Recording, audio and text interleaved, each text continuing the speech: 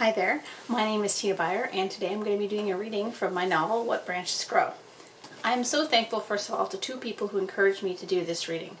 My mentor in my grad certificate in creative writing, Connelly, a Canadian author and an amazing person, and then Marthese Fenech, author of the Siege of Malta trilogy, who was quite the inspiration in terms of writing skill and research.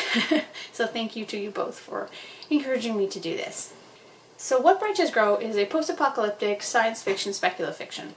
It's both an homage to the post-apocalyptic genre as well as a vehicle to explore human nature when the human aspect has been put to quite the test. While the story has its fair share of violence and action as entertainment, I strove to create deeper themes of hope and overcoming trauma that hopefully resonate with the reader when they're finished. So this is a scene about a third of the way through when our three heroes, Delia, Gennaro, and Perth, and their pug dog Mort, are traveling through the wasteland of America. They're heading north towards a city that Delia believes is the last remnant of civilization in North America. On their journey, they encounter abandoned towns and struggling settlements. At this point, they've been traveling together for about 3 weeks, and Delia is not the most patient woman, and Perth, who's a millennial in his 60s, requires constant entertainment. As such, they argue quite a bit. Gennaro, who is a rather tortured soul with a Byronic personality, he tags along kind of mopily, trying to find purpose. The scene that follows this reading was redone quite heavily as it bordered too far in the absurd. So I really am thankful to Karen for all the work she did to help me improve the text and for all her mentorship. They walked for the rest of the day without incident, encountering quite a few interesting sights. A cemetery with all the graves dug up, an abandoned movie theater with a missing roof, a crater with a diameter the length of a football field, and several abandoned towns. As the sun began to set, they crested a small hill to find another town. The welcome sign faded to pure white. "Let's hunker down on one of these," Perth suggested. Delia shook her head. "No way. This town is probably a nighttime hole for raiders." "You slept in a house the first night in Churchill," Gennaro pointed out. Delia turned to look at him. "I'm not going to ask you why you know that." "Why not one of these? They look sturdy," Perth said. "Because raiders could be watching us right now. As soon as we go to sleep, they'll come in faster than green grass through a goose." "We set a watch." "Fat lot of good that does if we're outnumbered and have no way to escape." "You're just paranoid." Delia's lips melted into a thin line. "You're not the one who's going to be taken captive and sold to sex slavers. At least you'd be alive." Delia's frown deepened. "Being dead is better than living through some things." Gennaro stayed out of it. He knew what it was like to be taken by raiders. He knew what it was like to sacrifice someone to save them from pain. Instead of joining in the discussion, he waited until they put up the issue to a vote. And as usual, he voted with Delia. "Figures," Perth said, his face twisting like it had the other night when Mort defecated too close to his sleeping bag. "Are you two clones or something?" "Don't do me any favors," Delia said to Gennaro. Gennaro received the brunt of the ill will from both his companions, despite having contributed nothing to the conversation but the raising of his hand. He glared at her. As they set up camp half a click from the town, in a dry field, he debated whether to go off on his own. He considered going back to Churchill. It would take him months, perhaps, to find it again, if he even could, but at least it was a destination. And if he did make it, he would lie and say Delia was dead. Gennaro thought of returning to Churchill, of the tired buildings and tired towns, of what would undoubtedly be Church's disappointed frown. He bristled. He didn't want to go back into captivity again. But how had Delia deaded all these years? How had she been so long on her own? She had mentioned working as a guard for caravans, but most of her stories, when she deigned to tell them, were of her off on her lonesome. He wanted to ask her, but Delia was so closed off. Like the night before, when she stopped speaking after the name Zadie. Maybe if he told her about Maggie, she would reciprocate. He shook his head. No, that was one burden he wasn't fit to relieve himself of yet.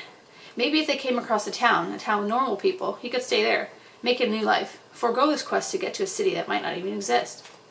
The group continued the next day after a quiet night. Thin clouds had rolled in, leaving the sky overcast. The cooler air was revitalizing.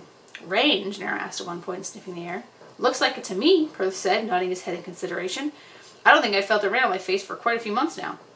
"Hopefully it's not acid rain," Delia said. "Acid rain actually exists?" Gennaro asked. "No way," Perth said, shaking his head.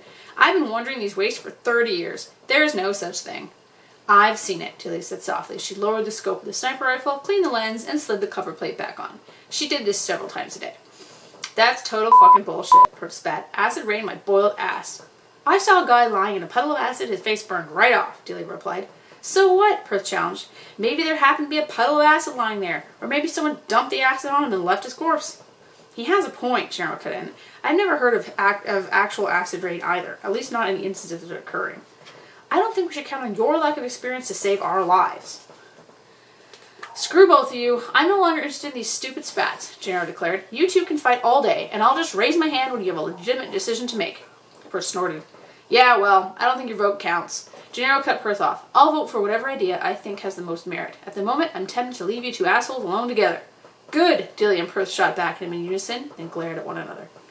Gennaro's outburst did nothing to quell the bickering between the headstrong woman and the stubborn old man.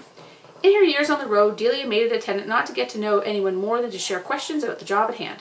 Even the few other women mercenaries, whom she at least felt less wary around, she actively ignored. She was used to relying on her own judgment and experience without anyone to question it. Perth had traveled almost 30 years with the person he believed was his other half, and trying to work closely with new people only reminded him of his loss, leaving him surly and irritable. Gennaro listened to them banter back and forth, wondering if he should start walking in the opposite direction. He decided against it, picking up the slowing dog, and started to do what his mother had taught him to do as a child when he was really worked up but had no outlet. Hum. If you hadn't wanted to camp so far away from the road, Perth began, we might have found water by now. We can't drink water if we've been murdered, Delia shot back. And I nearly froze to death after that shit excuse for a fire you built. Well, I declare, everyone knows the best way to build a fire is the teepee method. No, that's for beginners. The best way. Gennaro began to hum a song Church claimed was always in his head and would often sing as he worked on his plans, El Paso by Marty Robbins. Gennaro's singing grew louder to try and overcome the noise of Delia and Perth's escalating voices.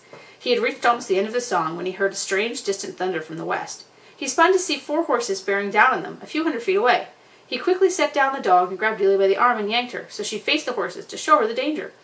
Piss off, Perth gaped when he saw them coming. He pulled his 6-hour from behind his belt and raised it towards the raiders. I call the one on the left. Mort began barking as ferociously as he could at the horses, digging his little paws into the earth for traction. Gennaro readied the Remington. Middle, he called. Right for me, Delia said, but first, she fired the sniper rifle at the ground a few feet from the advancing horses, causing a plume of dust to rush into the air. The 2 middle horses reared, but the middle rider got them both under control, grabbing the reins of the rider to the left as well as their own. The 2 other horses slowed to a trot until they pulled up in front of the people on foot. Mort's barks dulled to intermittent growls when he saw how big these other animals were up close. Delia leaned the sniper rifle against a rock. So thank you for listening to that. I hope you enjoyed it. If you'd like to see what else happens to Delia, Gennaro, and Perth, and Mort, you can find What Branches Grow on Amazon and on Kobo. There's a print version, and there's also ebooks, and the ebooks are on sale for 99 cents for the month of September. So thank you again to Marthese for organizing this, and for both Karen and Marthese for encouraging me to do this. So thank you.